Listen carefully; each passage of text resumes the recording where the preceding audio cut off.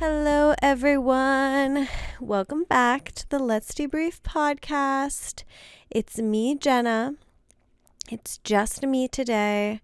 Today I'm doing my halfway through the month solo episode as promised.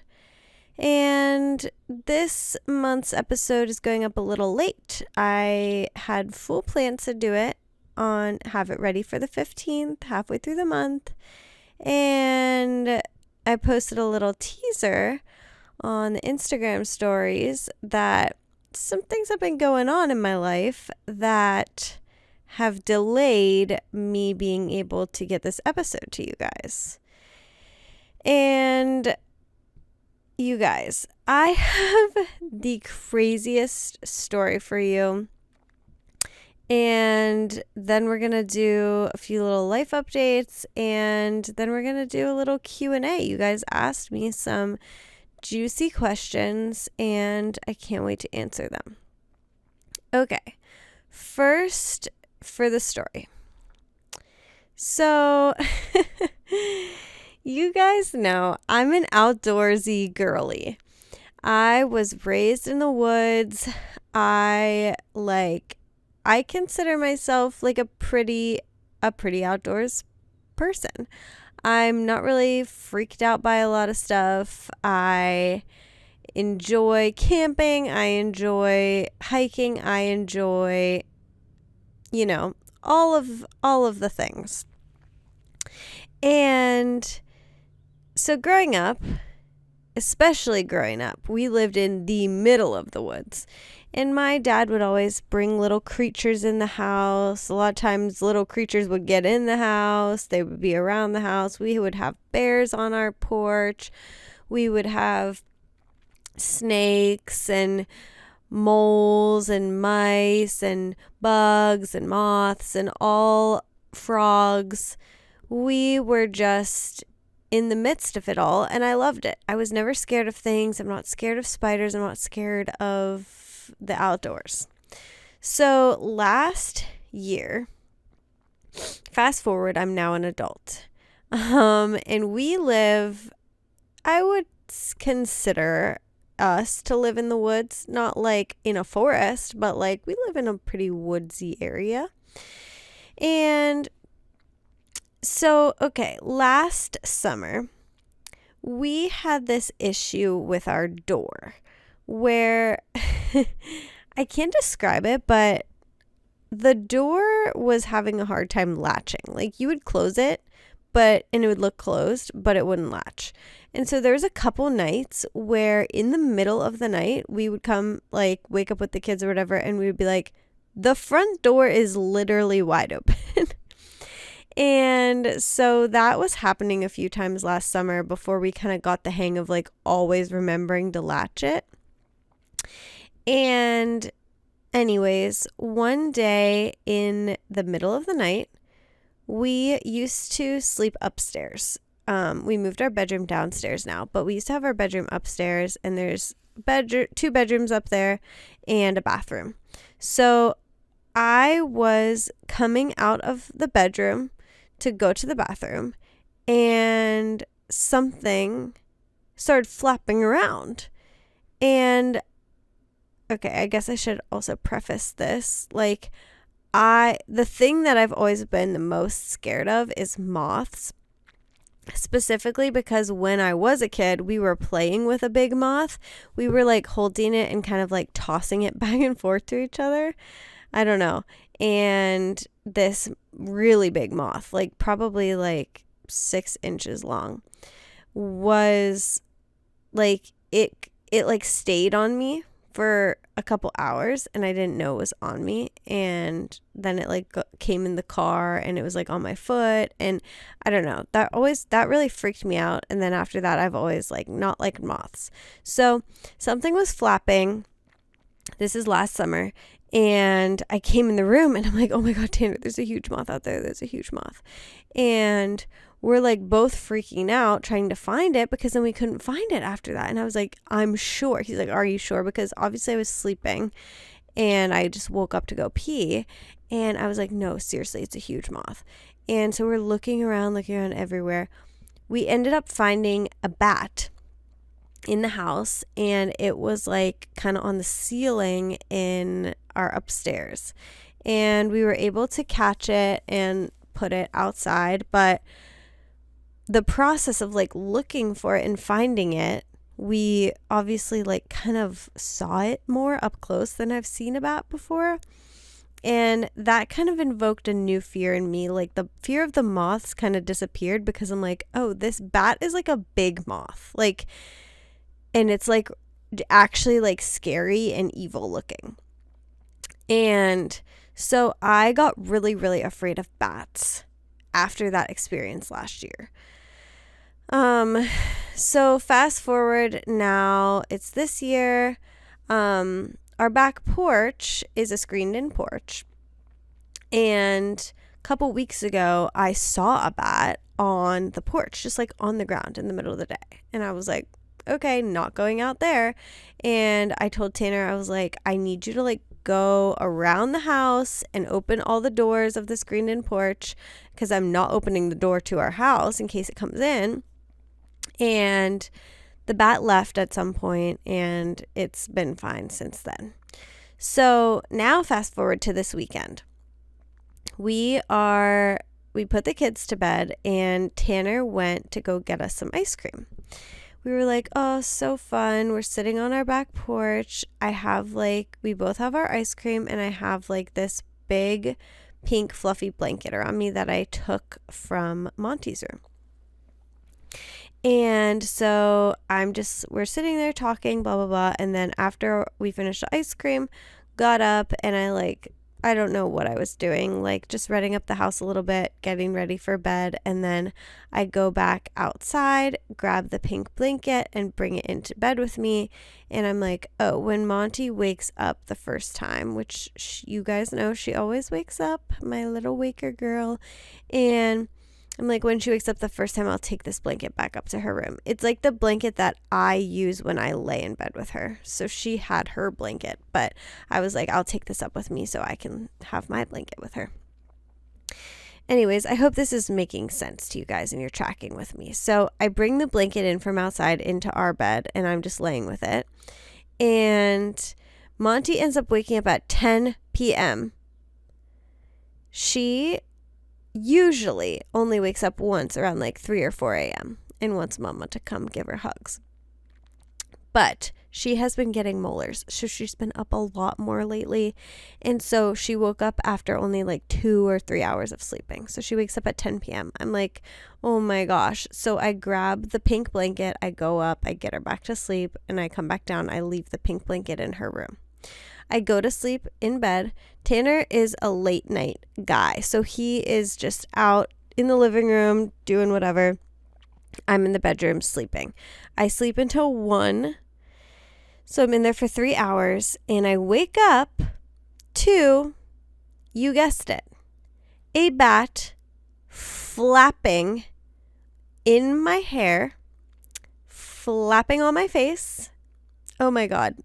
Just literally thinking about it and recapping it gives me a shiver down my spine, and to the point where like I actually can't even think about it too much. And I can't, like, after last year when the bat was in our house, I was like looking up pictures of bats and being like, oh my God, look how gross they are, Tanner. Like, they're so gross. I can't believe it that this was in our house. I can't even do that now. Like, now that it was on me, on my face while I was sleeping, I have to almost like, I have to disconnect from what a bat looks like. Anyways, so the bat flaps on my face, flaps on my hair, and like I'm sleeping. So I kind of like thought it was like a bug. That was my first instinct because, you know, in the summertime, you're kind of used to like starting to hear like little bugs buzzing around your head, like zzz, like it kind of sounded like that. So I was like, I just kind of like swatted at my head and like kind of like swatted it away. And then like I like opened my eyes and I saw above me just like exactly what you would picture, a bat like flapping around my room above my head. The last thing you want to see, honestly, as a human being. So I run out of the room as fast as possible. Tanner's out in the living room. I slam the door. I'm like, Tanner, there's a bat. There's a bat in the room. There's a bat in the bed. The bat flapped on me. The bat was on my head. And he's like, okay. Are you sure? And to be fair, he's not wrong. I have definitely had, do you guys ever have dreams like this where like there's like a spider on you or something and you kind of like sit up and like throw your blanket off and then you're like, oh, that was a dream? I've had a lot of dreams like that before. So I was just like, you know what? Maybe it was a dream. And maybe it was even just like a bug. And like I kind of imagined the bat thing. Like, you just go look. Like, I hope it was a dream. So he gets his flashlight. It's like dark in our room. So he's like shining the flashlight in and he's like, I don't see it. Like, I don't know, Jen. Like, I don't think it's in here. I'm like, just keep looking. And he like looks everywhere. Finally, right in the corner, he sees the little bat. As soon as he shines light on it, it starts flapping at him. So he slams the door and we're both like, oh my God, it's a bat. Sorry, he just called me. He has the kids at the zoo right now. Anyways, so we're like, we have to get the bat out of this room. So we're shining the flashlight in on it, which of course is provoking it. And we're like watching it. It's like crawling so creepily, like along. We have like a little window seat in our room. It's like crawling so slow along the window seat, like looking at us. And it like goes, it's so mad that we're shining the light on it. And we're both like disgusted. Meanwhile, I'm like, this thing was just on my head. And finally, it flaps at us multiple more times. We slam the door. We're freaking out. Then like halfway through, one of the kids wakes up. Like, it's just like a whole ordeal. Finally, it goes onto a picture frame. So Tanner's able to go in and like put the box on top of the picture frame, which then the picture frame served as the lid, which like we had to cut a piece of cardboard to be a lid because, you know, you got to capture it. But the picture frame was a lid. So that was perfect. He pulled the frame off the wall. We took it outside. All was well. Except for, of course, I'm like traumatized. And I was just like, what the frick are the chances that this bat came in on the blanket? And how disgusting that it was in my room for 3 hours while I was sleeping in there. And I'm just like so grossed out, especially after seeing it crawl. I'm like, was it crawling around? Was it crawling on the bed? Like, how did it end up on my head? Like, I just absolutely cannot. I can't think about it. So I'm just so disgusted. Also so happy, of course, that it came off in my room and it didn't stay in the blanket up to Monty's room. Because how much more traumatizing would that be if she woke up to a bat on her? So anyways, I'm just like, oh, so crazy, so scary, but like funny story at the same time. So the next day, Tanner was like talking to his friends and he was like, yeah, like, haha, this bat was on Jenna. Like, how crazy is that and stuff? And his friend was like, well, like, did she go to the emergency room? And Tanner was like, no. And his friend was like, she needs to go like right now to get like a rabies vaccine. And Tanner was like, okay, like, I don't know, like that seems like kind of a big deal. And I guess this friend's like sister or something had this happen and they like made a big deal about it with rabies and everything. So meanwhile, I'm like, okay, that's such over dramatic. Like going back to like, I grew up in the woods, like it's fine. Like I've touched a bat before, literally. Like my dad would like if we've had bats in our house when I was a kid and like my dad would catch it and like have it in a little box and be like, yeah, here it is and stuff like that. So I'm just like, okay, that's so dramatic. Like I'm not going to go to the hospital. And so I'm just like, whatever. So then as we do more research, Tanner's like, Jenna, I really think you need to go to the hospital. And I'm like, this can't be true. Like, there's no way. So I ask our friend Chat, and basically, so the biggest part is one, that it touched me, but two, that it was in the room while I was sleeping. So, I guess if you got bitten or scratched by a bat, it's like so small that you probably wouldn't feel it. And especially if you were sleeping, you probably wouldn't have felt the bat scratch you or bite you, and there probably wouldn't even be a mark, and if there was, it would be extremely small. And so the fact that it was in the room while I was sleeping, it said you need to assume that you've been bitten by it if it was in the room while you were sleeping and you're sure of that. So it was in there, and then of course it touched me. And it was like kind of in my hair, so it's kind of hard to like see that area or really know if I was scratched or anything. But anyways, so ChatGPT says, most bites or scratches are unnoticeable, and rabies is always fatal when symptoms appear. Here's what you should do. Go to the emergency room now. That's the first thing it says. I'm like, wait, really? And yeah, basically it says rabies can incubate for weeks or months without symptoms, but once the symptoms begin, it is too late to treat. Rabies is 100% treatable, but 100% deadly. So basically, if you got rabies from a bat or whatever, you would be fine for like, I don't know what it said the incubation period was. I think it was like 30 to 90 days or something like that. So say you get bit by a bat, you don't know, or you just ignore it and it had rabies. You would be fine for like 30 to 90 days. And then all of a sudden you would start getting the symptoms, which is like fever, confusion, literally like it sounds like a joke, but fear of water. Genuinely, like you go insane, like you are confused and you are rabid. But once the symptom appears and you have it, you're dead. It is 100% death rate.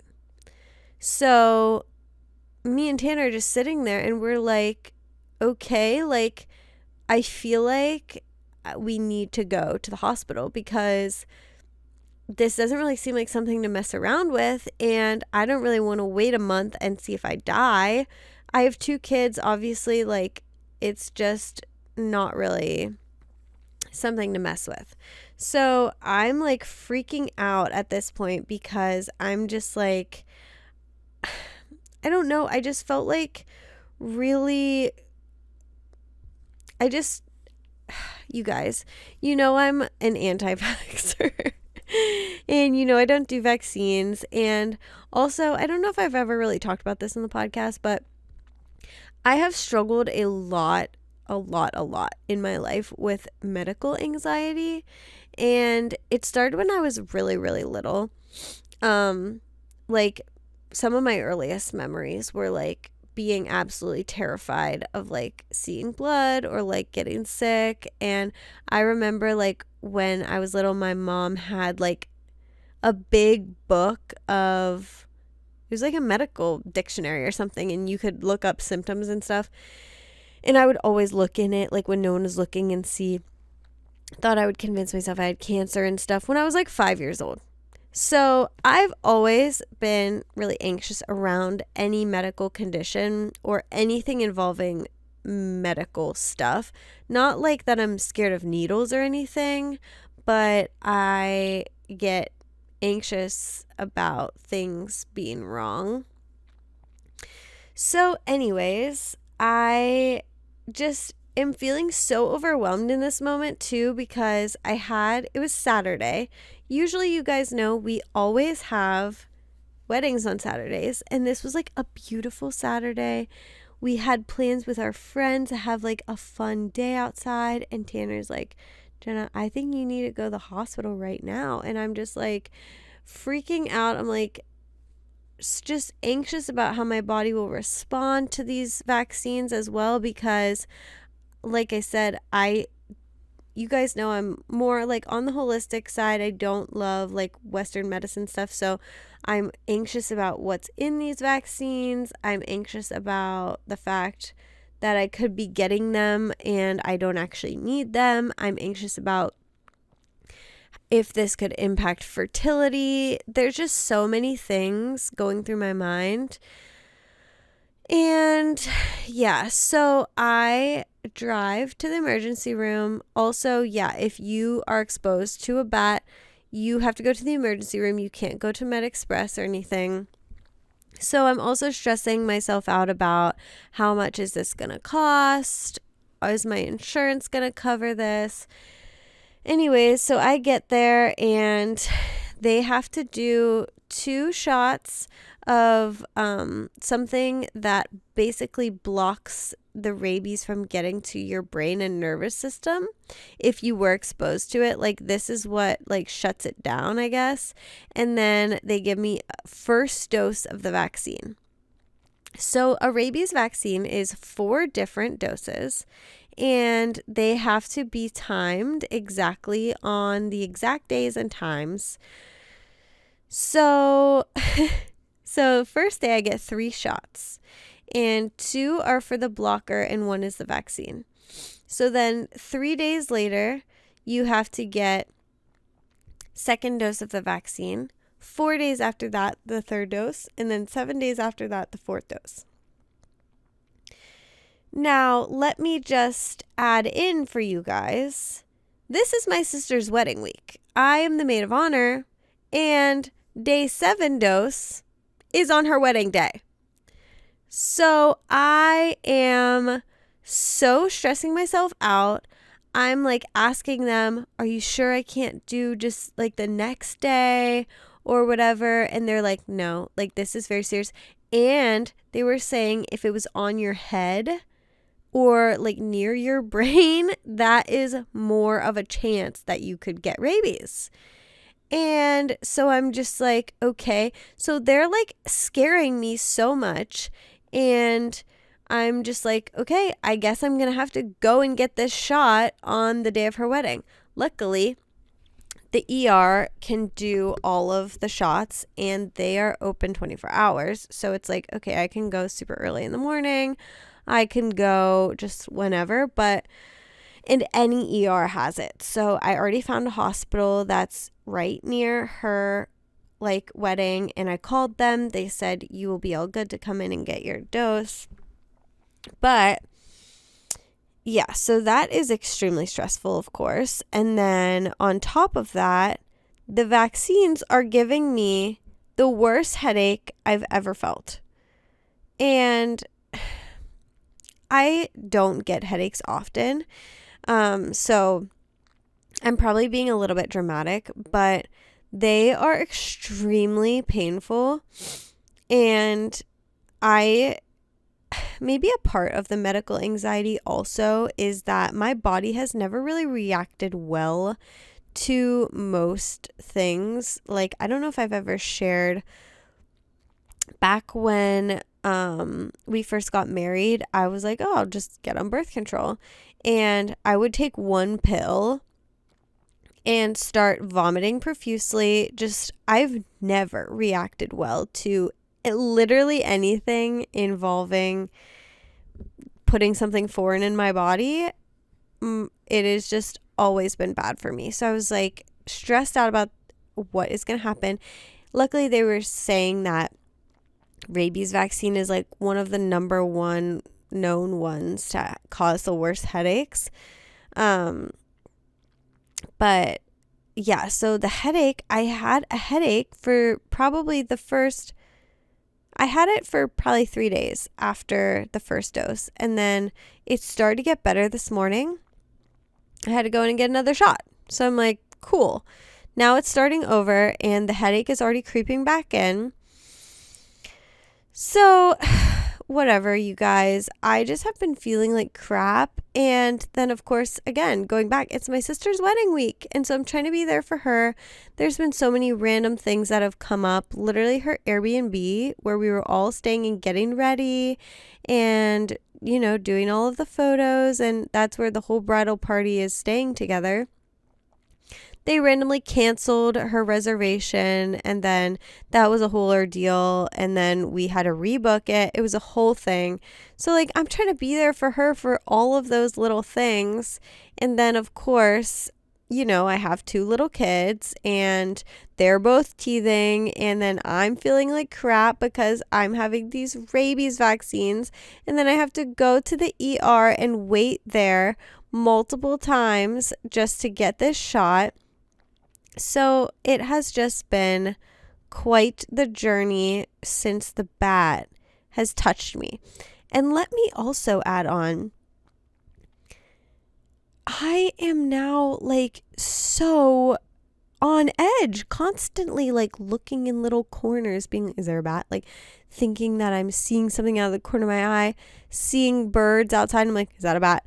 Just so nervous about it because I just had no idea that this would be such a big deal. And I do not want to ever have to deal with this again, because if I got touched again, you still have to go get the shot that blocks it from your brain. And then you still have to get 2 more vaccines. So say I finish these vaccines, I get all 4 of them. And then 2 weeks later, I get touched by another bat. Basically have to start over. You get 2 less shots, but you still have to go and do this. I guess vets have to do this all the time, which is so insane to me. The other thing that's annoying me so much, I know I already said this kind of, but just the fact that there's no way to know if I was even exposed to rabies. They can't test you until basically symptoms show up. So by that time you would be on your way to death.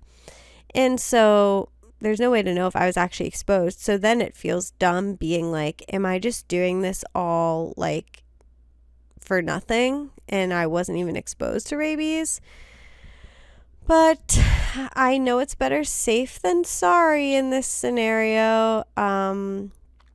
So yeah, I've been struggling with that, and that is why my episode is going up late this month. Okay, you guys, here's a few other life updates for you. So we had my sister's bachelorette party. It was so much fun.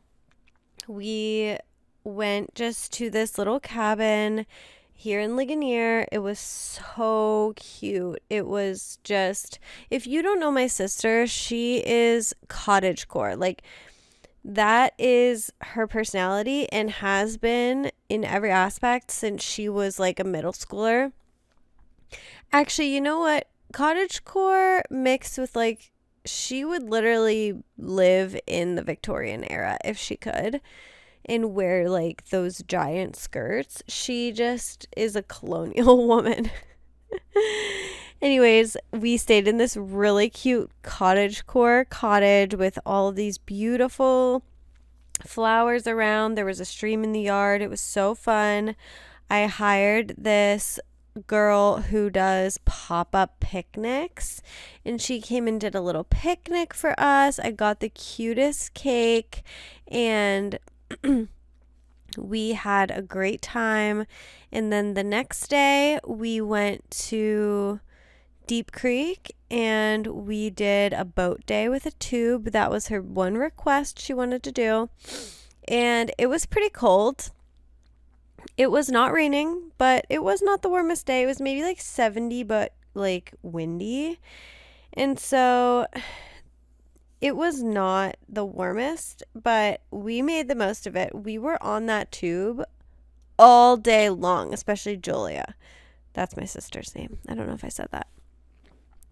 We were living and laughing our heads off on this tube. It truly felt like that is what it feels like to be a child again, is to be being pulled on a the back of a boat with a tube. There's just nothing like it. We were laughing so hard. Like, I couldn't breathe how hard I was laughing. And there's no explanation for why you're laughing so hard. It's so purely fun. We had the best time. We went back to the house and we made a little fire. We went out to dinner. It was just very chill, very good vibes. And so the wedding is Saturday, and this week we're just doing lots of prep, getting ready, and it's so crazy. My little sister's getting married. She's my only sibling. She's 7 years younger than me, and she's getting married 7 years after me on the same exact weekend. Exactly. So that is so crazy, and I'm just so excited for her and just praying that the day goes so well for her. And yeah, I think it's going to be great. I feel like everything is really solid, and I can't wait for you guys to see pictures of her just being her cottagecore bride. She's so freaking pretty, and her dress is just everything. It's everything. I can say this now because no, I can't. No, this episode will go up tomorrow, so I can't give any spoilers. I was thinking it was going to be up after the wedding, but no, I'll give a wedding recap on the next episode. But I'm so excited, and honestly, I'm praying that this is my last time being maid of honor. It is such an honor to be maid of honor, and I am so... Everyone that I've been maid of honor for, I love them with all my heart. And honestly, if they didn't ask me to be their maid of honor, I would have been like, really? You're not going to ask me? But I've been maid of honor 5 times, and I've never been a bridesmaid. And I would love to just be a bridesmaid, you guys. I would love to just Venmo someone a couple $100 and show up to a bachelorette party. That just sounds like pure... I want that one day. So if anyone out there wants me to be their bridesmaid, just let me know. It's actually my dream. And yeah, we'll see. I have like I don't have any more like best friends who are unmarried, but I do have some friends who are unmarried that I think maybe I could get to live out my bridesmaid dreams, but obviously no pressure to them. Anyways, let's see. So that was my other update, was the bachelorette party. Oh, I wanted to give you guys a garden update. Guys, the garden is thriving. And honestly, I have not been doing that much. It's crazy. Like, you guys know, we all know how plants grow. They just need sunshine and water. But why is it so crazy to see it actually happening so quickly?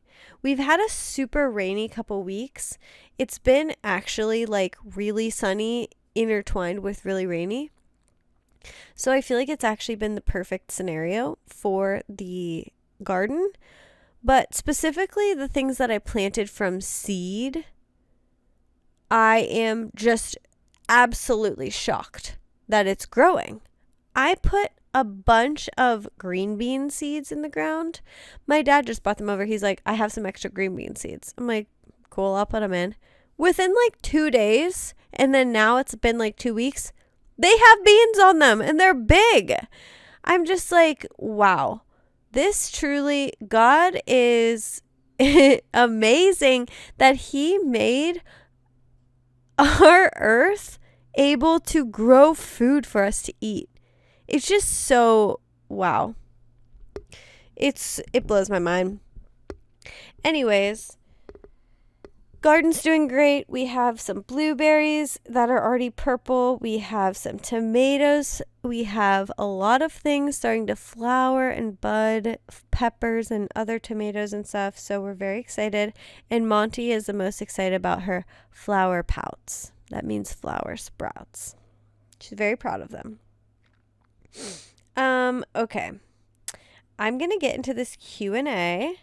You guys asked me some questions and I'm going to answer them. So the first thing that I probably got 20 questions about is, why do you want to remove your tattoos? What's the deal with the tattoo removal? How many tattoos do you have? And I'm just gonna really dive deep into the tattoo discussion. So when we moved from Ligonier to Pittsburgh, we immediately got very invested in our church.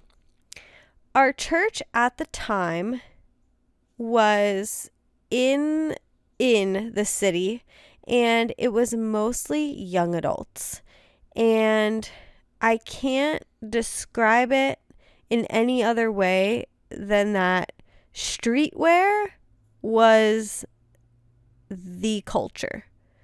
That was the culture, like the mega church streetwear culture was king. Okay? And everyone, going back, 2018 streetwear as well. So the vibe was like ripped black Levi's with like a vintage black Harley Davidson shirt, and then like some sort of like high top Nike shoe, and tattoos. Lots of little tattoos. That was the vibe, not only I feel like of our church, but kind of like the mega church overall vibe. So I was in that very deep for many years, and I dressed that way as well, and so did Tanner. We were very, very into this culture, and I didn't really see myself getting tattoos growing up, but Tanner always did, and his tattoos are awesome. Also, okay, yeah. So let me just go back. So now I'll explain what tattoos I have. So I have on my side, I have a mountain range. On my right arm, I have a smiley face and a flower. On my left arm, I have my wedding date. I have a big rose. And I have a Bible verse, 2 Corinthians 1:4, and I have a cross on my hand. So I have 8 tattoos, and so when I turned 25, okay, I moved back to Ligonier, and I became a mother, and I feel like my frontal lobe fully developed. I kind of realized, like, oh, that was kind of just a phase. Like, that fashion is not really like what I actually draw towards. That look is not actually what I gravitate towards. What I really gravitate towards is like more granola aesthetic, or like more traditional aesthetic. And obviously you guys know, like, we plan to stay here, raise our family here, and I just don't see myself really ever getting back into the streetwear vibe. And I really wish that I would have just dressed that way and not permanently altered my body to fit that aesthetic. I think that is definitely my biggest regret in my entire life. Now, that being said, some of the tattoos are worse than others. Specifically the one on my right arm, the flower, that is my biggest one that I would like to get removed first. It's like on my bicep, which I also, like, let me just say, some people have tons of tattoos and they look awesome. Like, I think Tanner's tattoos are awesome. I think he looks so good with them. I think there's so many people that look so good with them. For me personally, I just don't feel like myself, and I feel like it's like a past version of myself, and I feel like I feel like it shouldn't have been allowed for me to do this to myself before I turned 25 and like my frontal lobe was fully developed. And also, yeah, I also just don't love how, yeah. So yeah, what I'm saying is like these tattoos on my right arm that are more like lines, I can't really describe it. I'll post some stuff on the stories maybe. I don't like these. They look cheap and bad to me. The big rose that's on my left arm is really well done, and I actually drove pretty far to get this done by like a good artist, and it is well done and it is pretty to me.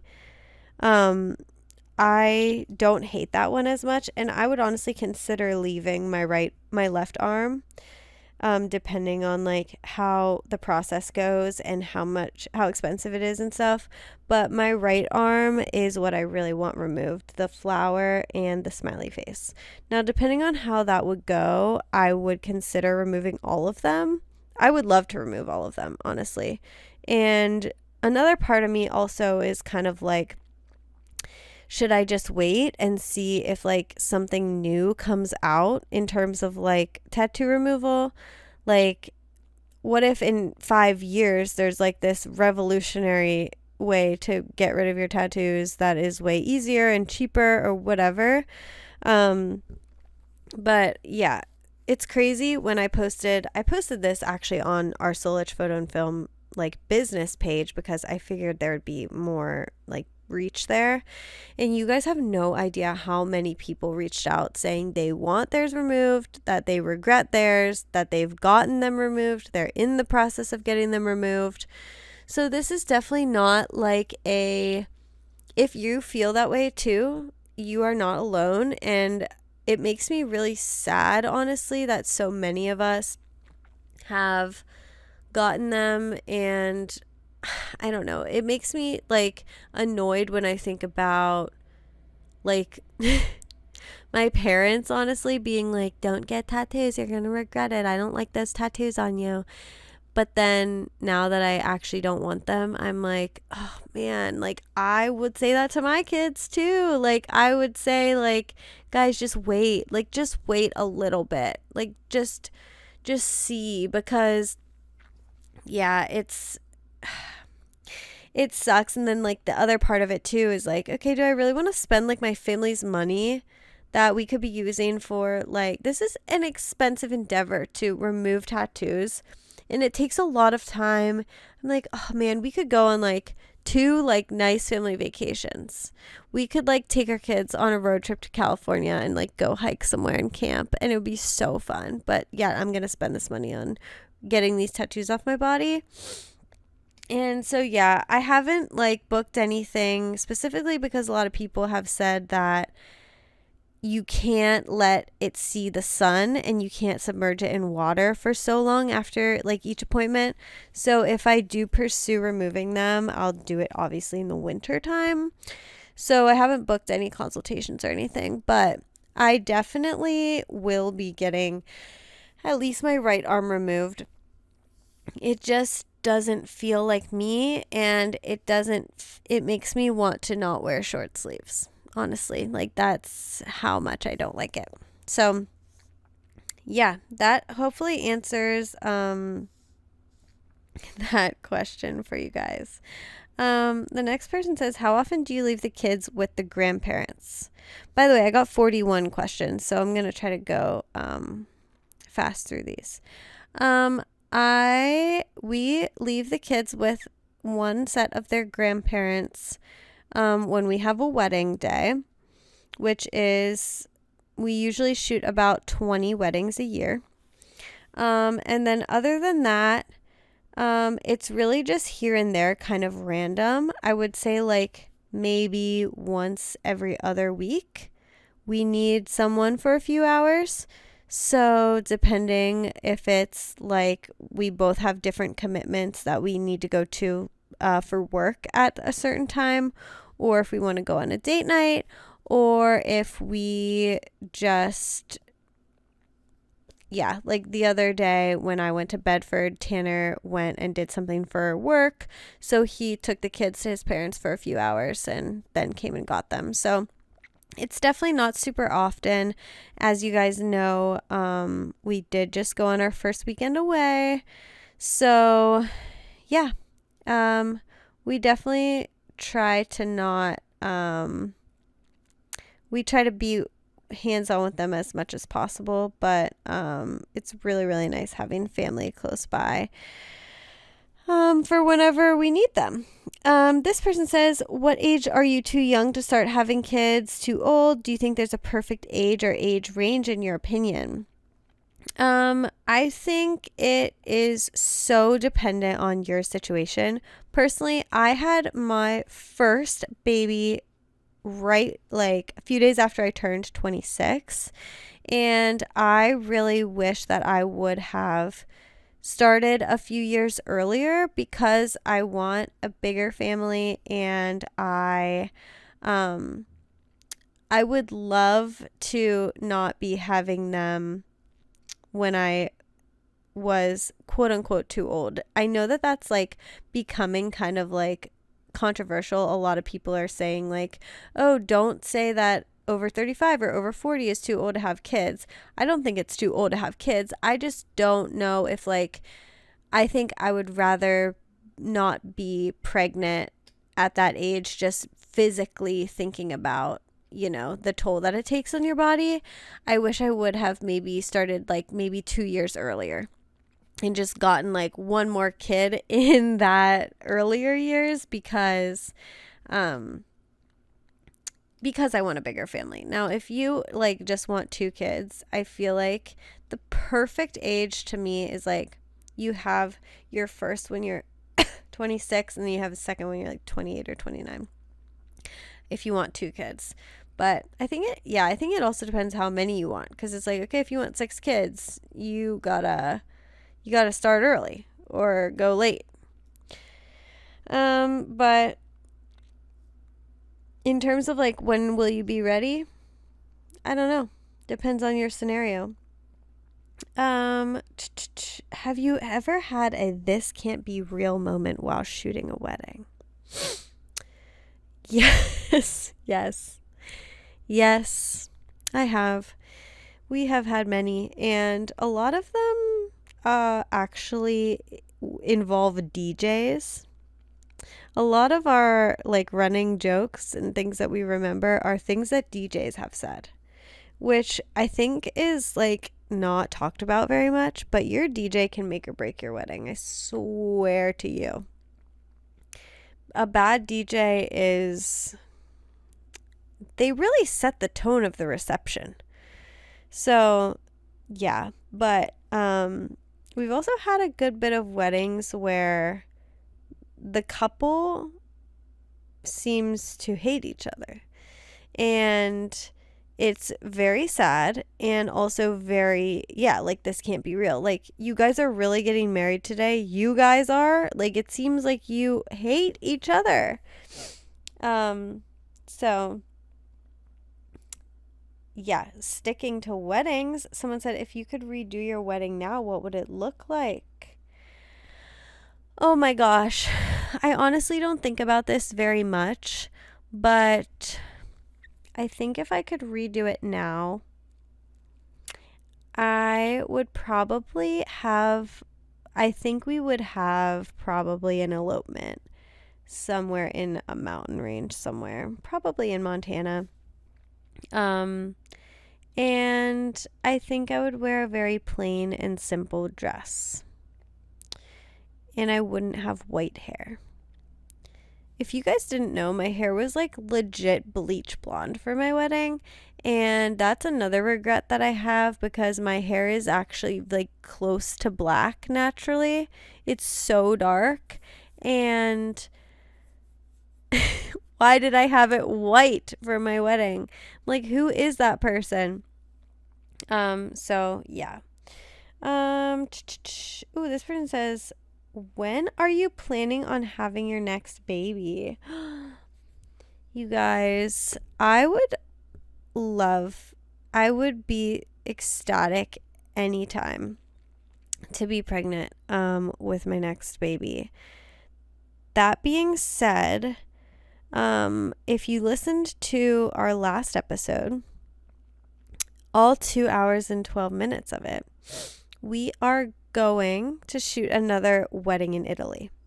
So that adds another element, because not that I am a fan or a proponent of planning your family around a trip, but this does just feel like it is a situation that's probably not going to present itself again very soon. I feel like our kids will be at an age where if you listen to the last episode, we're going to shoot this wedding and we're going by ourselves, which going into motherhood and most of motherhood, I have thought that I probably would never go on a trip without the kids until the youngest is like at least 5. So to me, it was years and years and years away. But this opportunity came up to shoot this wedding, and the kids will be 3.5 and 2. And I just felt like that was a good age to leave them. And we tossed around the idea of like, okay, well, if we want to have a third baby before then, like we could bring the baby with us. Like we wouldn't leave the baby, but we could leave the older ones and stuff like that. But anyways, basically my answer to when are you having the next baby is it's going to be planned around going on this trip. Hopefully, I mean, as much as you can plan. And like I said, I would be ecstatic anytime.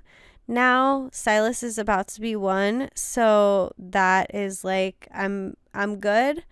I'm ready, but I would like to I would be fine with being pregnant in Europe or not being pregnant yet and seeing what happens after that. So yeah, obviously all God willing, and let's just pray that the rabies shot does not affect my reproductive system. That's like such a fear for me.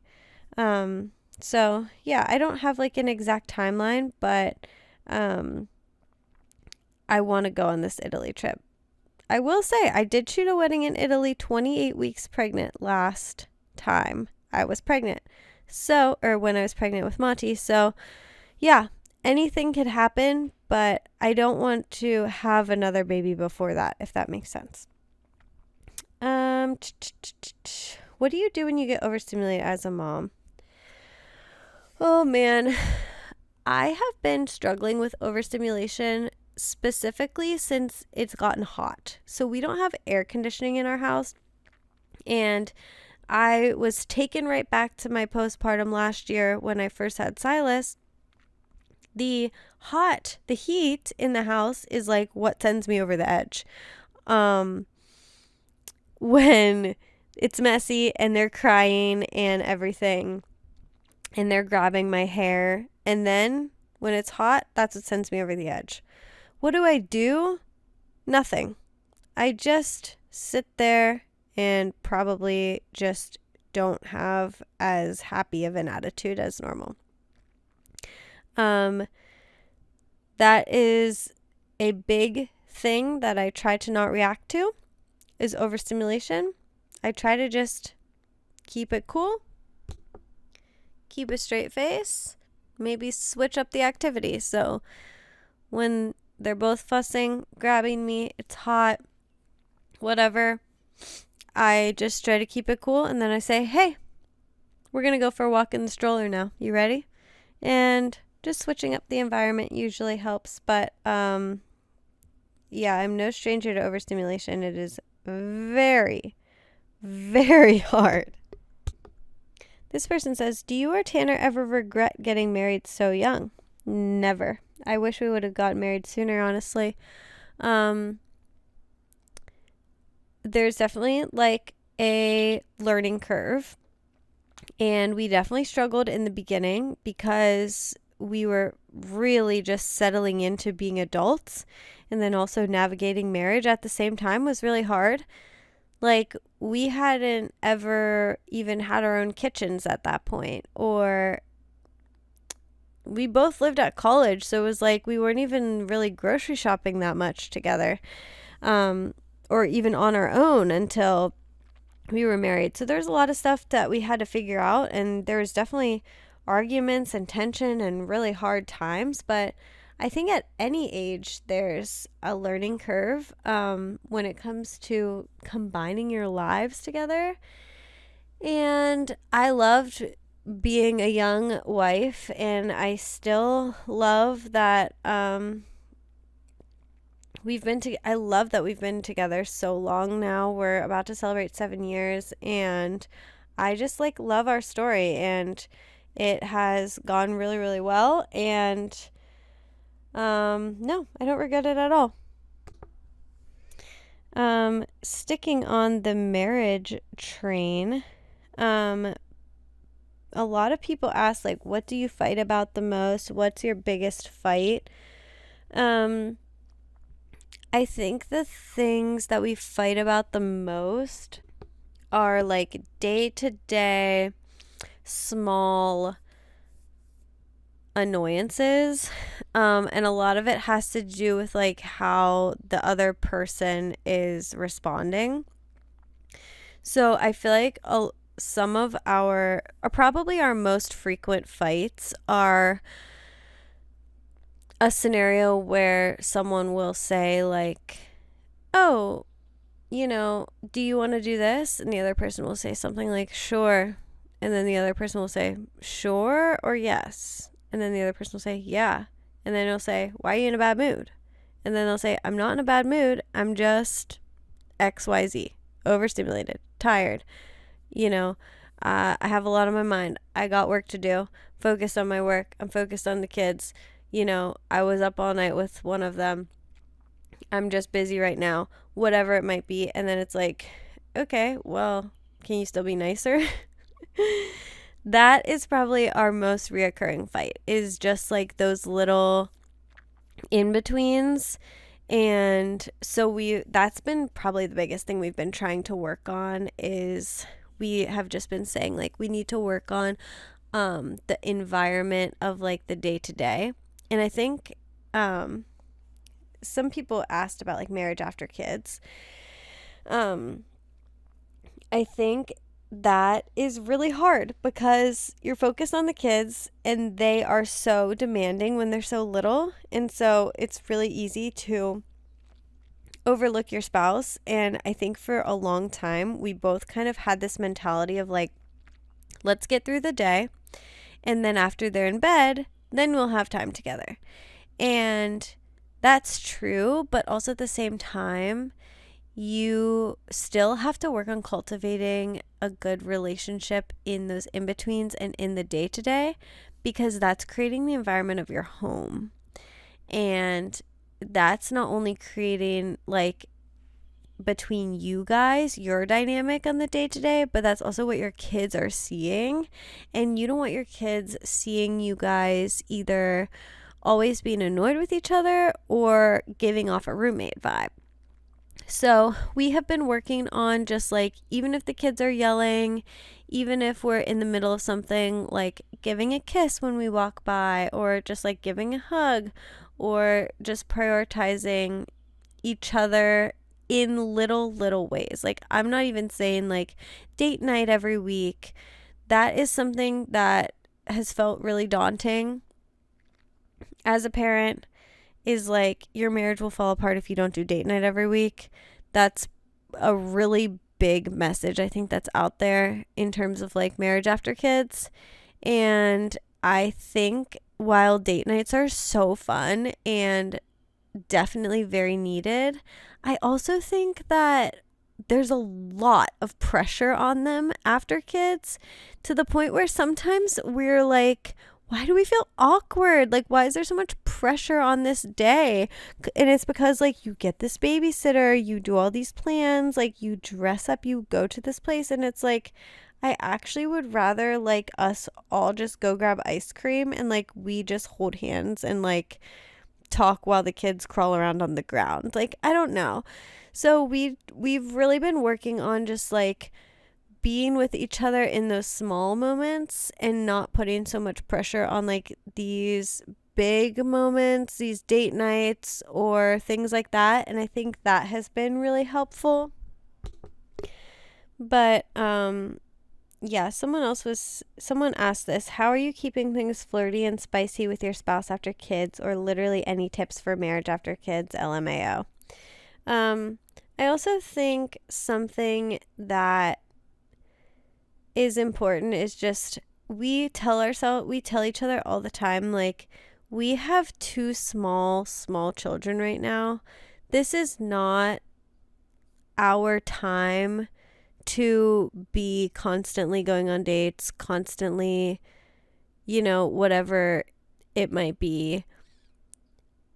This is the time that we're raising our children, and while we do still need to prioritize our marriage, it's also okay if we're not having these grand gestures constantly or having the most flirty, spicy time of our lives right now.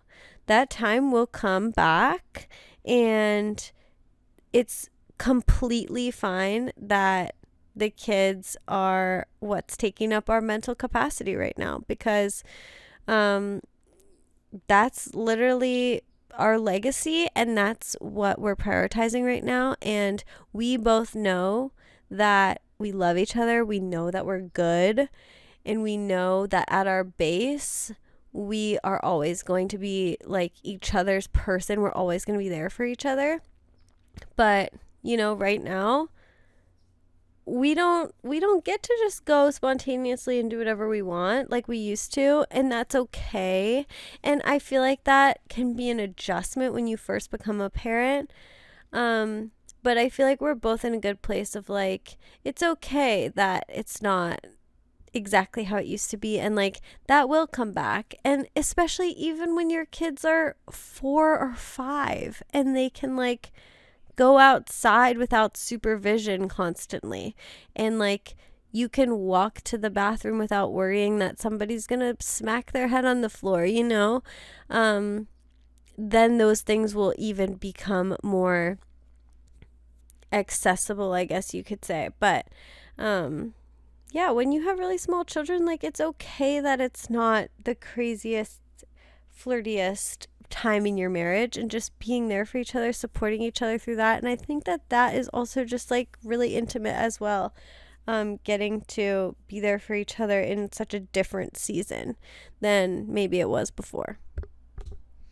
Okay, someone asked, do you drink, and why do you drink raw milk? 2 different drinking questions. I don't drink alcohol casually, but I do drink at weddings. That is my rule for myself. Not that I really need, like, a quote unquote rule. I've never really, like, I just don't want it to sound like I, like, struggle with a drinking problem or something, but it's never sat well with me. It's always made me pretty sick, and so I don't really enjoy drinking casually, but I do enjoy drinking at weddings and dancing around. And so that's, like, just kind of the boundary I've given myself, is, like, I'll drink at weddings, but other than that, no, I don't drink. And why do you drink raw milk?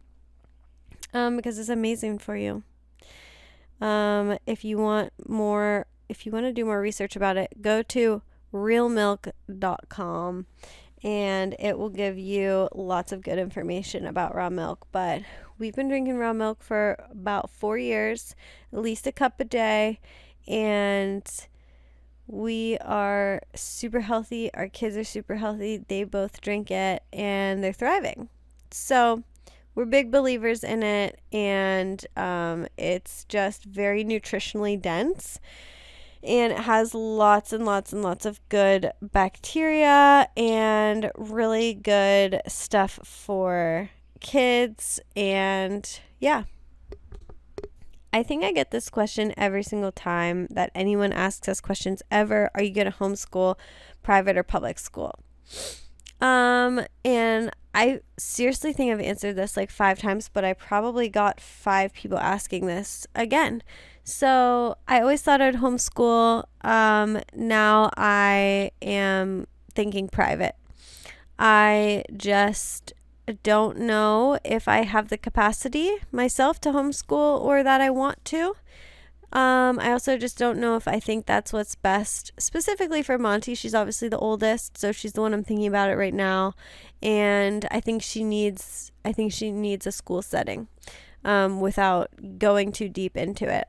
I think it would be a lot better for her, emotionally and things like that. And so I'm thinking private right now. I have nothing against public school either, but we just have a really, really sick private school here that is really awesome, and Tanner's been doing video work for them. So we are hoping that that would be a good option for our family. Do you ever get emotionally invested in the couples you shoot? Of course. I'm emotionally invested in every couple. Always. I always follow them. I always keep up with their lives, and I love them so much. That being said, there's a good bit of couples that have become genuinely really close friends for us. There's one couple specifically that comes to mind, Ellie and Jordan. If you're listening, we shot their wedding in 2021, and we literally hang out all the time. We keep up with each other. They have a little girl. We were just at their house a few weeks ago, just getting the kids together, playing, having dinner, and we just love them so much. And there's a handful of couples that we have that relationship with now. I have brides that we've shot that we just talk like friends, especially going into motherhood. That's like such a cool thing, is like getting to shoot someone's wedding, and then like their baby announcement, maternity, and then newborn photos and stuff. And I feel like I have so many good relationships with people to where, like, literally one of my brides right now is just texting me. I just did her maternity. She just had her baby. She's talking to me about how she's struggling with things postpartum. And like, I just love this job because it does give so many good relationships, and you get to meet so many incredible people. And yeah, I'm super emotionally invested in people. So yeah, it's literally the best. Okay, sticking on the wedding trend, this person said, any tips for a beginner photographer? My biggest tip is to find shoots that inspire you. And I don't want to say try to recreate them, but like, say you find a shoot on Pinterest where they are at an amusement park. That was Ashley and Cole's engagement session. Find a couple you think is cool, ask if they'll model for you, and go to the amusement park. And do it for free, and then post it everywhere. That's like my biggest tip, is shoot what you would want someone to hire you for free, and post it like crazy. Post every single day, and people start coming in. Okay, this person says, what's one thing brides think is important on their wedding day but totally isn't? A couple things come to mind. If we're not talking photo stuff, I would say favors. I feel like people don't really, it depends what your favor is. Like, if you're rich and you can like buy really nice favors, I don't know what I would consider a nice favor, then go for it. But I feel like a lot of times the things that people give as favors are just kind of like an afterthought, kitschy little thing. And I think guests don't care. They don't need to get a favor. They're just happy to be there to celebrate you. And I think there's this weird culture of like, well, you have to give them something too. And it's just like, no, they're there to support you and celebrate you. You don't need to give them a little gift or anything like that. If we're going photos, something I don't think is important, this might be a hot take. Okay, buckle up, everyone. I don't think getting a shot of the dress hanging or bridesmaids' dresses hanging in any way is important at all. Now, please don't be offended if I've shot your wedding and you want that photo. I totally get it. But I just think that most dresses look a little, they just look better on you. And there's going to be so many photos of it on you. I just feel like the dress hanging shot is not really necessary, but I do feel like it's kind of like it's meshed into cultural standards, and so it feels like you kind of have to do it. Man, it really just matters like what you think is important and prioritizing that. Obviously going through this planning process with my sister now and seeing like the things that come up in her mind that I've told her aren't important. She just thinks a lot about the little in-between moments. Like she's been saying like, okay, so when we exit the ceremony, where do we go? Because we're supposed to go do photos with our families after that, but everyone's going to see me. And I found myself saying a lot to her, like, that doesn't matter. Like, it's fine. And it's just going to play out how it's going to, and like, just don't even think about it. So I think overthinking those little moments, I think it also in the moment, you just need to feel out what you're wanting to do. Some things that I would say, if I can go on the other way, things that are important, I would like to go back to the DJ conversation. I think a good DJ is really, really important to a wedding day. Second thing that I think is really important, getting family photos. This used to be my least favorite part of the day, and it used to be the thing that I was like, oh my gosh, do we really have to do this? Now that I've been in the industry for a while, you guys have no idea how many people have tagged me in a photo saying like, rest in peace, grandma or grandpa. And it's a photo from their wedding that I took. And a lot of them, it was like not that far after their wedding. A lot of weddings might be the last good photo that they have of a loved one. And that is not something to take lightly at all, and something I've really tried to prioritize in the last few years. Also, especially since becoming a mother, you guys, like, I hate myself looking back and being like, I just have to get like this Instagram shot of the bride and groom, like that's all I want. Now knowing that I'm a mother and I'm thinking like of this mom who probably just wants photos of like her dancing with her 3 sons on the dance floor and like this beautiful family that she's created and raised, and like they're all just like this is just a fake scenario.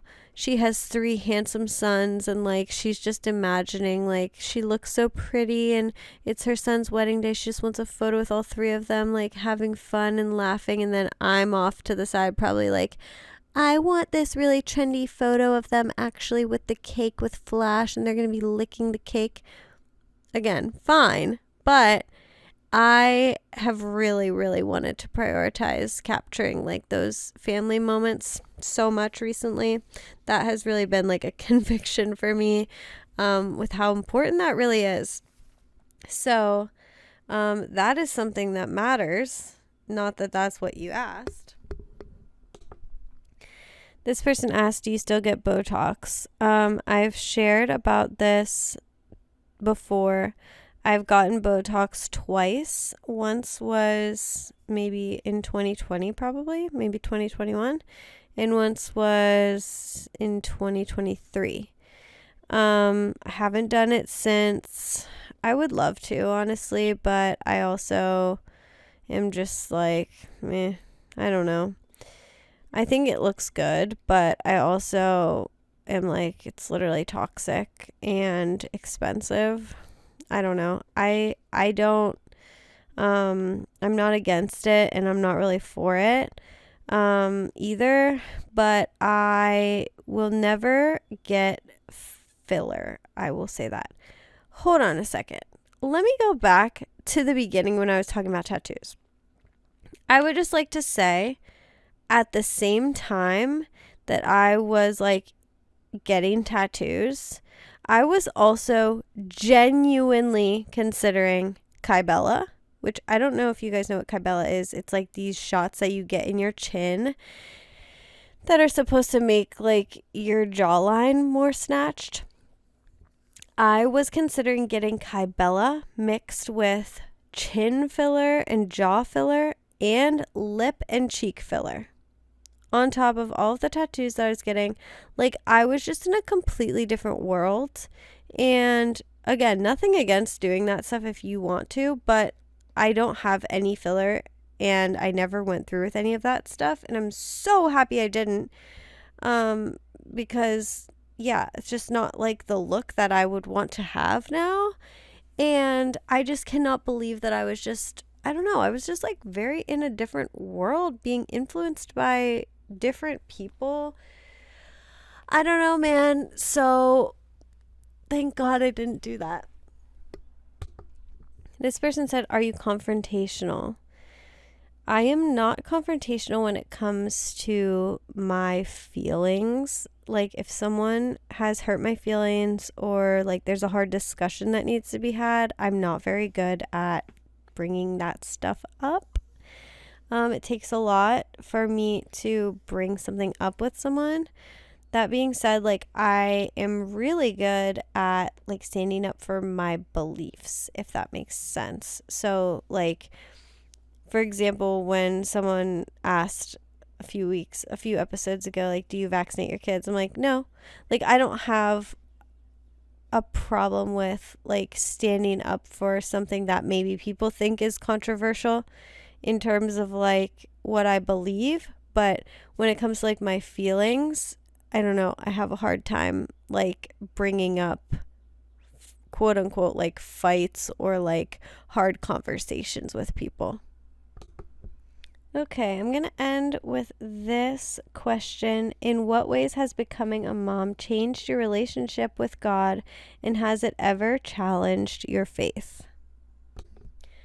Being a mom has made me so much more reliant on God on a day-to-day basis. I feel like growing up, I was always, most of the time, like things were fine and good. And I was never really struggling with big things. Specifically, like since I became a mom, you guys know, if you're a listener, that sleep was a really, really, really, really hard thing for us for a long time with Monty. And so that was such a huge thing in my faith, because I was genuinely relying on God's supernatural energy to get me through every single day and night. And I would just cry out to him all night, every single night and day. And that was the only thing that I could derive my joy, my peace, my hope for the future. Yeah. So when I was going through the really, really hard time with the sleep, and I was also pregnant, I really struggled with my mental health. And so leaning on God in that time was really all that I had. I mean, when you're anyone who's had two under two knows, when you're at the end of yourself, I mean, there's no amount of coffee or, you know, showing your kid Miss Rachel or anything that can get you through like God can. And scripture has been such a encouragement and solace to me in these times. specifically verses like Genesis 6 that says, "You are the God who sees me." That has made me feel in so many nights when I was alone, just rocking a baby and just feeling truly so lonely and unseen, knowing that God saw me in that moment and was with me in that struggle. That verse has comforted me so many times. The verse when he says, children are a reward from heaven, and blessed is the man whose quiver is full of them.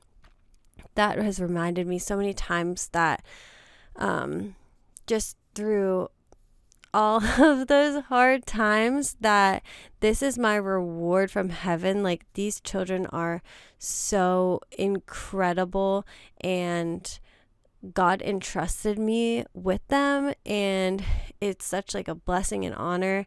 And just remembering that they're not a burden, they are truly a reward, and seeing them that way has helped reframe my mindset so many times.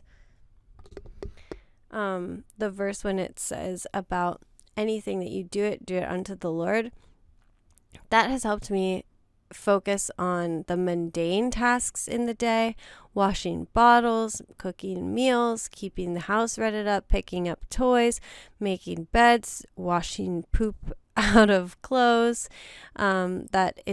Motherhood is holy work, and it is one of the most incredible things that I could do for the kingdom, is to disciple children to know the Lord. And sorry to be on my spiritual soapbox there for a second. But when you asked if it has challenged my faith, of course it has, because in those moments when you're up all night and you feel so lonely, and you're telling yourself, God sees me in this moment, but why is he not changing anything? Why won't she go to sleep? What is the issue here? Why does it feel like he's not answering? I think after going through a lot of those hard things and then coming out on the other side, I have been refined, and I have been I've been made into such a resilient and stronger person and mom, and that has prepared me for anything that's to come in motherhood. Maybe not anything, but it has. I'm 100 times the person that I was before becoming a mom. I'm so much more confident. I'm so much more strong. And so that, in hindsight, that really shows me in those moments that I'm questioning, okay, God, why? Why are you putting me through this? Why won't she go to sleep? Why are we sick? Why are they always crying? Why is my baby in the NICU? Why is breastfeeding not working for me? Like, whatever your scenario is, I think as much as it sucks in the moment, like, it's preparing you to be such a better mom in the future. And so I thank God for putting me through those hard things, because I'm ready for whatever is going to come with next babies and a bigger family and older kids. And I'm excited to take on those challenges and just know that I got the Lord with me. So sorry to end it with such a deep and spiritual topic, but I hope maybe that encouraged some of you, and I hope you guys enjoyed this episode. We'll talk to you on July 1st, Silas's first birthday, and we love you guys. Thanks for listening. Bye.